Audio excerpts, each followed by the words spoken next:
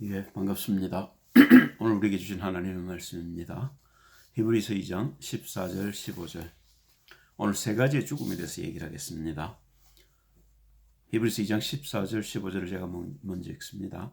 자녀들은 혈육에 함께 속하였음에 그도 또한 한 모양으로 혈육에 함께 속하심은 사망으로 말미암아 사망의 세력을 잡은 자 곧 마귀를 없이 하시며 또 죽기를 무수함으로 일생에 매여 종 노릇하는 모든 자들을 놓아주려 하심이니. 불신자들이 아는 죽음이 하나입니다. 육신의 죽음이지요. 죽기를 두려워합니다. 그게 다라고 생각하거든요. 죽신자들이 모르는 죽음이 있습니다. 그게 뭐냐면 우리가 영적으로 죽어서 이 땅에 온 겁니다. 우리는 죽을 것이 아니라 이미 죽어버린 것입니다. 죽었기 때문에 육신의 죽음이 오는 것이고, 그 육신의 죽음을 피할 길을 모르면 영원한 죽음에 이르게 되는 겁니다. 세 번째 우리가 알아야 될 죽음은, 반드시 알아야 될 죽음은, 우리가 죽고 난 뒤에 심판이 있고, 우리에게 하나님이 기준을 주셨음에도 불구하고 기준을 따라가지 못한 자들에게 영원한 죽음이 있다는 겁니다. 그게 세 가지 죽음이죠. 영적인 죽음, 그게 먼저 우리에게 왔고, 그 다음에 우리가 육신적인 죽음이 오고, 육체적인 죽음이 오고, 세 번째 영원한 죽음 속으로 들어가게 되는 겁니다. 그럼 그게 어떻게 시작이 되었느냐? 창세기 1장 26절을 보시면 하나님이 우리를 만드실 때 어떻게 만드셨는지를 보여주고 있습니다. 하나님이 가라사대 우리의 형상을 따라 우리의 모양대로 우리가 사람을 만들고 그로 바다의 고기와 공중의 새와 육축과 온 땅과 땅에 기는 모든 것을 다스리게 하시고, 하나님이 자기 형상 곧 하나님의 형상대로 사람을 창조하시되 남자와 여자를 창조하시고 하나님이 그들에게 복을 주시며 그들에게 이르시되 생육하고 번성하여 땅에 충만하라, 땅을 정복하라, 바다의 고기와 공중의 새와 땅에 움직이는 모든 생물을 다스리라 하시니라. 하나님의 형상을 놓친 것을 우리가 죽었다고 하는 겁니다. 그렇죠. 그래 그 하나님의 형상을 가지고 이 땅에 오신 분이 계셔요. 그분이 그리스도 예수입니다. 골로새서 1장 15절은 이렇게 얘기하고 있습니다. 그리스도 예수는 보이지 아니하시는 하나님의 형상이요 모든 창조물보다 먼저 나신 자니 하나님의 아들이란 말입니다. 하나님의 형상을 가지고 오신 분. 왜 하나님의 형상을 가지고 오셨냐면 우리가 하나님의 형상을 놓쳤기 때문에 우리가 하나님의 형상을 회복하도록 하나님의 형상을 가지고 육신을 입고 이 땅에 오신 겁니다. 그래서 육신의 죽음을 십자가에 죽으시고 부활하셔서 우리에게 다시 하나님께로 돌아가는 길을 열어주신 것이지요. 그러면 이 형상을 놓치게 된 계기를 보겠습니다.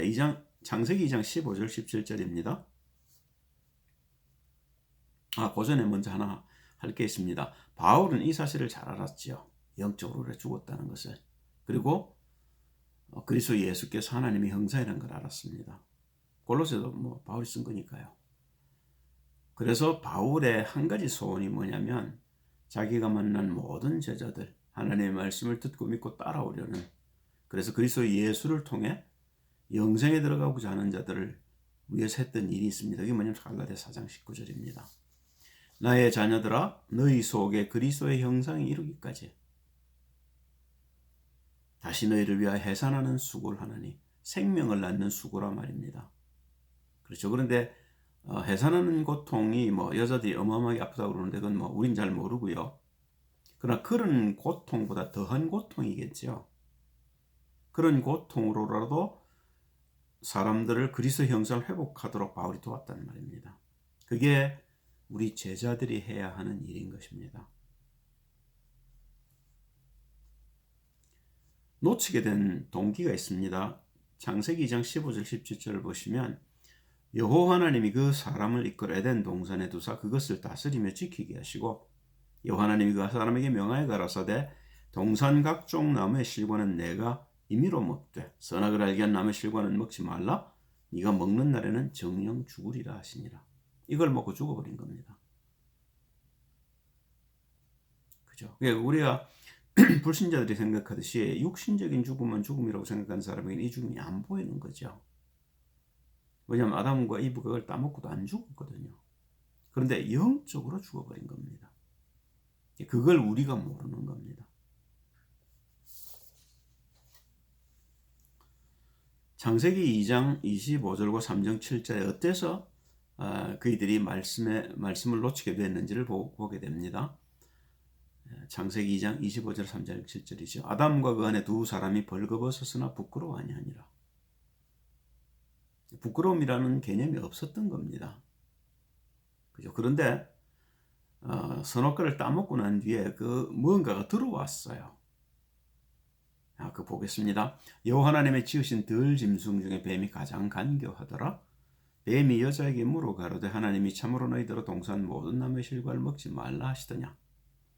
여자가 뱀에게 말하되 동산 나무의 실과를 우리가 먹을 수 있으나 동산 중앙에 있는 나무의 실과는 하나님 말씀에 너희는 먹지도 말고 만지지도 마라. 너희가 죽을까 하노라 하셨느니라. 뱀이 여자에게 이르되 너희가 결코 죽지 아니하리라. 너희가 그것을 먹는 날에는 너희 눈이 밝아 하나님과 같이 되어 선악을 알 줄을 하나님이 아심이니라. 여자가 그 나무를 본즉 먹음직도 하고 보암직도 하고 지혜롭게 할 만큼 탐스럽기도 한 나무인지라. 여자가 그 실과를 따먹고 자기와 함께한 남편에게도 주며 그도 먹은지라. 예, 그들의 눈이 밝아 자기들의 몸이 벗은 줄을 알고 무화과 나무 잎을 엮어 치마를 하였더라. 이걸 타락이라는 겁니다. 이게 죽은 상태입니다.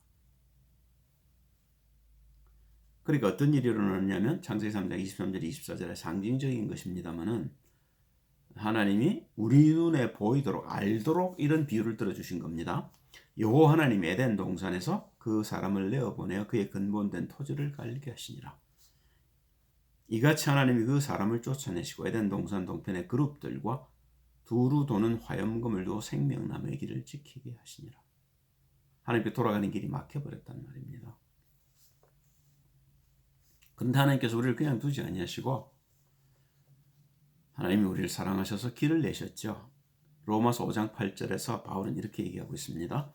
우리가 아직 죄인 되었을 때 우리가 영적으로 죽었다는 사실을 모를 적에 그리스도께서 우리를 위하여 죽으심으로 하나님께서 우리에게 대한 자기의 사랑을 확증하셨습니다.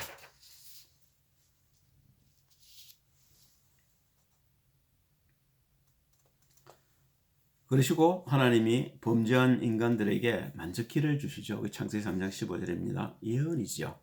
내가 너로 여자와 원수가 되게 하고 너의 후손도 여자의 후손과 원수가 되게 하리니 여자의 후손은 네 머리를 상하게 할 것이요 너는 그의 발꿈치를 상하게 할 것이니라 하시고. 이 뱀에게 하는 말입니다. 마귀에게 하는 소리죠. 네, 그리고 신명기 21장 23절을 보시면 그 시체를 나무에 밤새도록 두지 말고 당일에 장사하여 네 하나님 여호와께서 네게 기업으로 주시는 땅을 더럽히지 말라. 나무에 달린 자는 하나님께 저주를 받았습니다. 그리스도 예수께서 죄의 싹신, 저주를 십자가에 매달을 예상하고 계신 겁니다. 미리 예언하신 거죠. 예, 세 번째 예언입니다. 그게 요엘서 2장 26절에서 32절입니다. 너희는 먹되 풍족히 먹고 너희를 기이 대접한 너희 하나님 여호와의 이름을 찬송할 것이라. 내 백성이 영영이 수치를 당치 아니하리로다. 그게 하나님의 방법입니다. 우리를 영원히 버려두지 아니하시겠다는 말입니다. 그런즉 내가 이스라엘 가운데 있어 너희 하나님 여호와가 되고 다른 이가 없는 줄 너희가 알 것이라. 내 백성이 영영이 수치를 당치 아니하리로다. 그 후에 내가 내 신을 만민에게 부어주리니 너희 자녀들이 장래일을 말할 것이며 너희 늙은이는 꿈을 꾸며 너희 젊은이는 이상을 볼 것이며 그때 내가 또 내 신으로 남종과 여종에게 부어줄 것이며 내가 이적을 하늘과 땅에 베풀리니 곧 피와 불과 연기 기둥이라. 여호와의 크고 두려운 날이 이르기 전에 해가 어두워지고 달이 핏빛같이 변하려니와 누구든지 여호와 이름을 부르는 자는 구원을 얻으리니 이는 나 여호와의 말대로 시온산과 예루살렘에서 피할 자가 있을 것이며 남은 자 중에 나 여호와의 부름을 받을 자가 있을 것입니다. 성령으로 우리가 함께 하시겠다는 약속이지요. 그게 세 가지를 주신 거죠. 그리스도 예수를 보내셔서 그를 십자가에 다심으로 그를 죽여서 우리의 죄를 소멸하시겠다는 것과 그가 부활하셔서 성령으로 우리 가운데 오셔서 우리를 하나님 백성으로 만들어서 우리를 하나님 백성으로 인도하시겠다는 겁니다. 이게 이제 성취가 됐는데요. 마태복음 1장 21절을 보시면 3절 사이에 이런 얘기를 써놨습니다. 가브리엘이 와서 마리아에게 하는 이야기죠. 아닙니까? 요셉에게 하는 얘기입니까? 아들을 낳으리니 이름을 예수라 하라. 이는 그가 자기 백성을 저희 죄에서 구원할 자심이라 하니라. 이 모든 일에 된 것은 주께서 선지자로 하신 말씀을 이루리 하심이니 가라사대 보라 처녀가 잉태의 아들을 낳을 것이요 그 이름을 임마누엘이라 하리라 하셨으니 이를 번역한즉 하나님 우리와 함께 계시다 함이라. 하나님 우리와 함께하는 방법으로 그리스도 예수께서 이 땅에 오셨다 그 말이죠. 그죠? 베드로전서 2장 24절을 보면 주님이 우리 죄 때문에 죽은 사실을 베드로가 설명하고 있습니다. 친히 나무에 달려 그 몸으로 우리 죄를 담당하셨으니 이는 우리로 죄에 대하여 죽고 의에 대하여 살게 하려 하심이라. 저가 채찍에 맞음으로 너희는 나음을 얻었나니. 같은 이야기를 바울이 갈라디아서 3장 13절에 하고 있습니다. 그리스도께서 우리를 위해 저주를 받은 바 되사 율법의 저주에서 우리를 속량하셨으니 기록된 바 나무에 달린 자마다 저주 아래 있는 자라 하였습니다. 그죠? 우리가 받을 저주를 주님이 대신 받으셔서 우리는 안 죽어도 된다는 겁니다. 그런데 그 죽음이 그러면 나하고는 상관이 없냐? 아니요. 그렇게 내가 죽었다는 겁니다. 그래서 다시는 내가 내 육신을 붙들고 죄 가운데 살지 말고 나를 위해 돌아가신 그 그리스도 예수의 영을 받고 그 영의 인도를 받는 삶을 살라는 것입니다. 그게 하나님의 영상을 회복하는 길이라 그 말입니다. 그게 하나님의 자녀지요.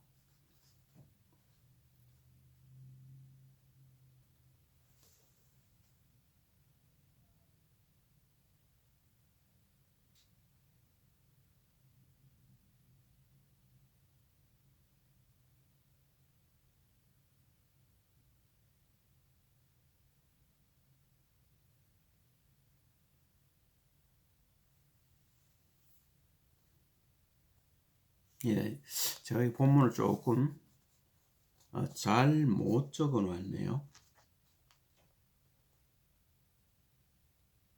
예, 그런데 그러면 이 일이 언제 성취되느냐면 사도행전 1장 1절에서 14절 사이에 회복이 되는 거죠. 2장 1절 3절 사이에 보면 그 기다렸던 성령, 약속하신 성령이 120만 성도에게 임하는 장면이 나옵니다. 예, 그리고 난 뒤에 베드로가 요엘서 2장 28절 32절을 인용해서 그렇게 예언하셨던 성령이 우리 가운데 오셨지 않냐 그렇게 얘기를 하는 거죠. 그렇게 성취됐단 말입니다. 예, 여기 제가 지금 예로 들은 사도행전 2장 22절 32절은 조금 나중에 나와야 되는 말인데 미리 나왔네요. 자, 그러면 그런 예수님이 오셔서 그런 일들을 행하신 이유가 뭘까요? 우리가 그리스도 예수를 믿고 하나님의 형상을 회복하라는 겁니다. 그죠? 믿음이라는 건 그겁니다. 로마서 10장 9절 10절에 믿음을 바울은 이렇게 정의합니다. 네가 만일 네 입으로 예수를 주로 시인하며 또 하나님께서 그를 죽은 자 가운데서 살리신 것을 네 마음에 믿으면 구원을 얻으리니 사람이 마음으로 믿어 의에 이르고 입으로 시인하여 구원에 이르느니라. 그렇죠. 그 예수님이 부활하신 사실을 믿어야 되는 겁니다. 왜 부활하셨어요? 나의 주인이 되시려고요. 그래서 나를 하나님의 나라로 인도하시려고요. 예, 그걸 믿음이라는 겁니다. 예, 그리고 그 믿음대로 이제는 내가 성령의 인도함을 따라 살아야 되는 거죠. 믿어야 될 이유를 베드로전서 1장 10절 11절에 베드로가 밝혀놓았습니다. 이 구원에 대하여는 너에게 임할 은혜를 예언하던 선지자들이 연구하고 부지런히 살펴서 자기 속에 계신 그리스도의 영이 그 받으실 고난과 후에 얻으실 영광을 미리 증거하여 어느 시 어느를 지시하는지 상고하니라. 히브리서 12장 1절 2절은 이런 얘기를 합니다. 이러므로 우리에게 구름같이 둘러싼 허다한 증인들이 있으니 구약에 나오는 그 허다한 증인들 히브리서 11장 1절에 나오는 인물들의 이야기죠. 모든 무거운 것과 얽매기 쉬운 죄를 벗어버리고 인내로서 우리 앞에 당한 경주를 경주하며 믿음의 주여 또 온전케 하시는 예수를 바라보자. 저는 그 앞에 있는 즐거움을 위하여 십자가를 참으사 부끄러움을 개의치 아니하시더니 하나님 보호자 우편에 앉으셨느니라. 이걸 우리 하나님의 영광이라는 겁니다. 이 하나님의 영광 속에 들어가도록 하나님이 우리도 그리스도 예수 안에서 불러주신 겁니다. 어떻게 이 속에 들어갑니까? 베드로가 성령을 받고 난 직후에 제자들에게 설명하는 장면이죠. 2장 38절입니다. 베드로가 가로되 너희가 회개하고 각각 예수 그리스도 이름으로 세례를 받고 죄 사함을 얻으라. 그리하면 성령을 선물로 받으리니. 자, 그 후에는요. 그렇게 해서 우리가 성령을 받고 난 뒤로는요. 로마서 8장 13절 15절에 성령 인도를 받아야겠죠. 너희가 육신대로 살면 반드시 죽을 것이로되 그리스도가 오셔서 죽어주신 것은 우리가 다시는 육신으로 살지 말라고 죽어주신 겁니다. 그래서 성령을 받아야 하고 성령 인도를 받아야 되는 겁니다. 영으로서 몸의 행실을 죽이면 살리니 무릇 하나님의 영으로 인도함을 받는 그들이 곧 하나님의 아들이라. 너희는 다시 무수하는 종의 영을 받지 아니하였고 양자의 영을 받았으므로 아바 아버지라 부르짖느니라. 이게 믿음이고 은혜입니다. 우리가 무슨 행위로 구원받은 것이 아니고요. 하나님이 보내주신 그리스도 예수의 선물로 영생을 얻은 것입니다. 그래서 그 아버지를 알아가는 과정이 신앙생활이라고 볼 수 있고요. 그 과정을 통해 우리가 그리스도 예수에게 나타났던 하나님 나라의 비밀들이 우리를 통해서도 나타나게 되는 거죠. 그래서 사람들이 우리를 보고 하나님 나라로 들어오는 길을 연문이 되는 겁니다. 우리가.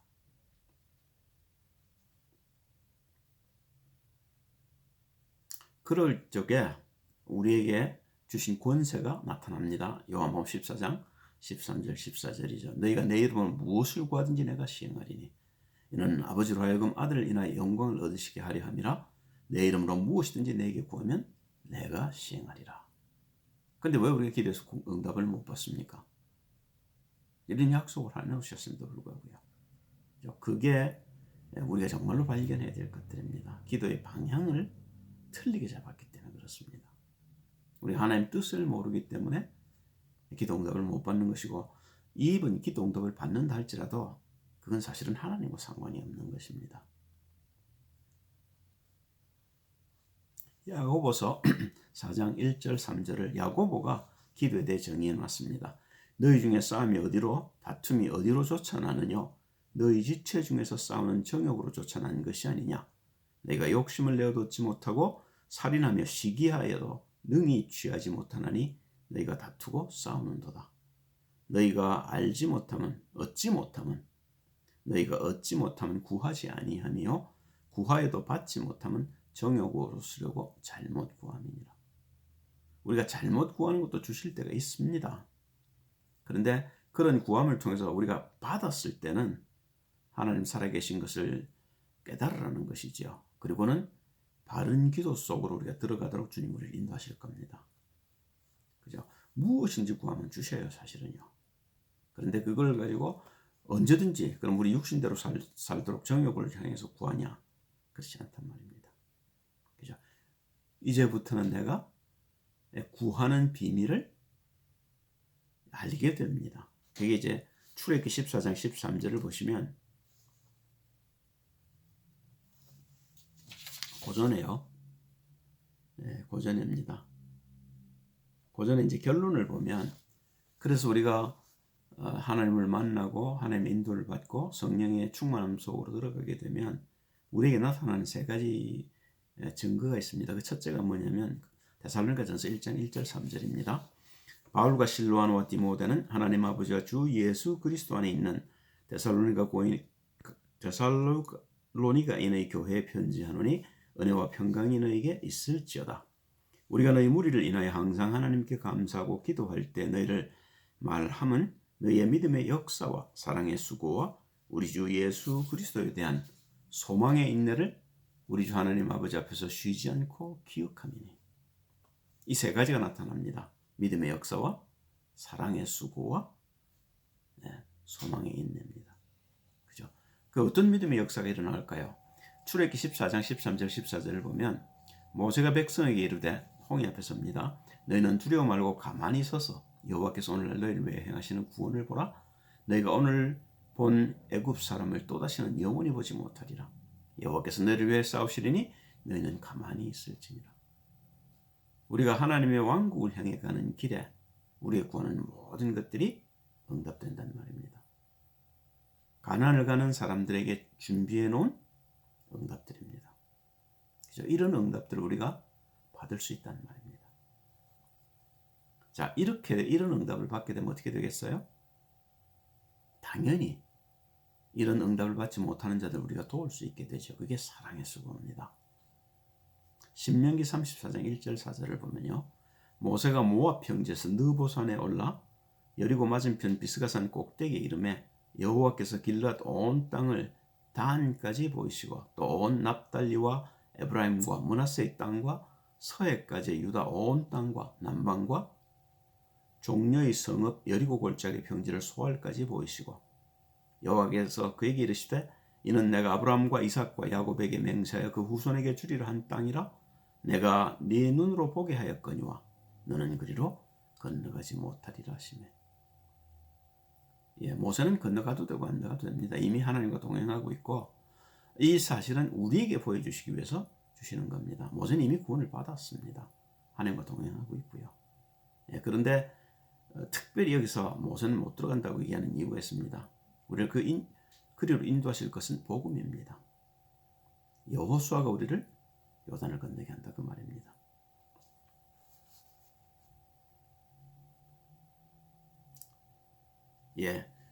그러면 이 사랑의 수고를 바울은 어떻게 했는지 볼까요? 사도행전 20장 22절에서 32절입니다. 보라 내가 너희 중에 왕래하며 하나님 나라를 전파하였으나 지금은 너희가 다 내 얼굴을 보지 못할 줄 아노라. 그러므로 오늘 너희에게 증거하노니 모든 사람의 피에 대하여 내가 깨끗하니 이는 내가 꺼리지 않고 하나님의 뜻을 다 너희에게 전하였습니다. 너희는 자기를 위하여 또는 온 양떼를 위하여 삼가라. 성령이 저들 가운데 너희로 감독자를 삼고 하나님이 자기 피로 사신 교회를 치게 하셨느니라.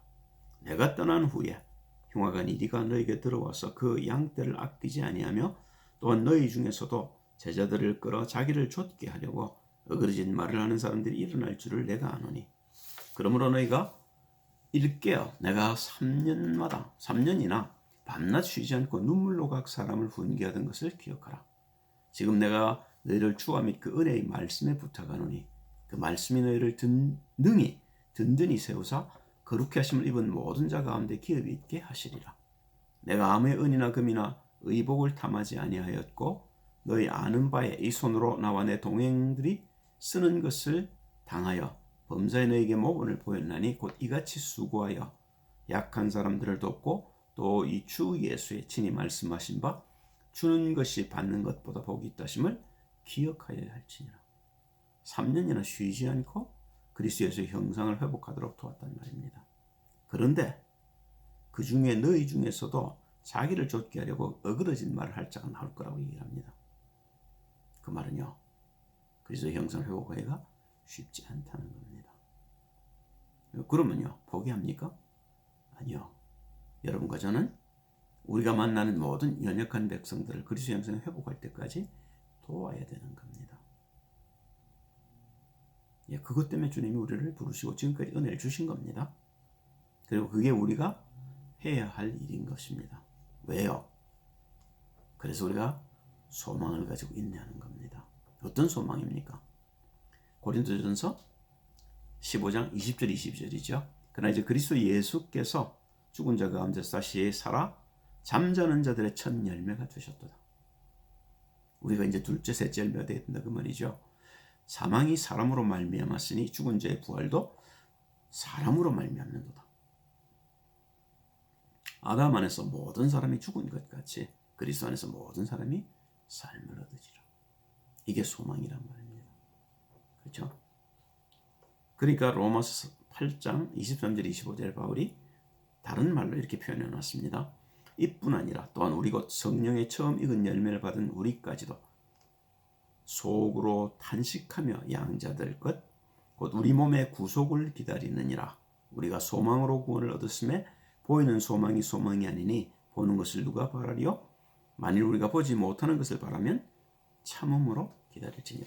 이 바울이 기다린 소망은 부활입니다. 그래서 예수께서 부활하셔서 우리의 첫 열매가 되신 것처럼 우리도 어떻든 그 부활에 참여하려고 빌립보 3장 8절 10절 같은 데 보면 바울의 그 애절한 기도가 묻어 있죠. 여러분과 저도 마찬가지입니다. 우리가 어떻게 하면 영생에 들어가느냐, 어떻게 하면 심판을 견디고 심판을 지나가고 심판에서 우리가 의롭다함을 받고 영생 속으로 들어가느냐, 그게 여러분과 제가 이 땅의 삶을 살면서 구원받은 백성으로 성령 인도를 받으며 성령의 역사를 보면서 관심을 두어야 할 모든 것이라는 말입니다. 그죠? 그것 때문에 바울은 생을 걸고 성령의 충만함을 받으려고 몸부림을 쳤던 겁니다. 그래서 자기에게 맡겨진 모든 양들을, 모든 연약한 자들을 그리스도의 형상을 회복하도록 도우는데 자기 전생을 드린 겁니다. 그게 여러분과 제가 해야 하는 일인 것입니다. 그죠? 그 일 때문에 우리가 기도할 때 하나님의 모든 기도가 응답되어져 있음을 아시게 될 겁니다. 우리는 다 받았습니다. 우리에게는 필요한 것이 아무것도 없습니다. 하나님 우리에게 더 주실 것이 없는 완벽한 선물을 주셨는데 그것이 그리스도였습니다. 그분이 지금 여러분과 저와 함께 계십니다. 우리가 그분의 우리의 모든 시선을 맞추고 그분의 음성을 따라갈 때 우리가 천국문에 가까이 가는 것들을 실제로 체험할 수 있게 될 겁니다.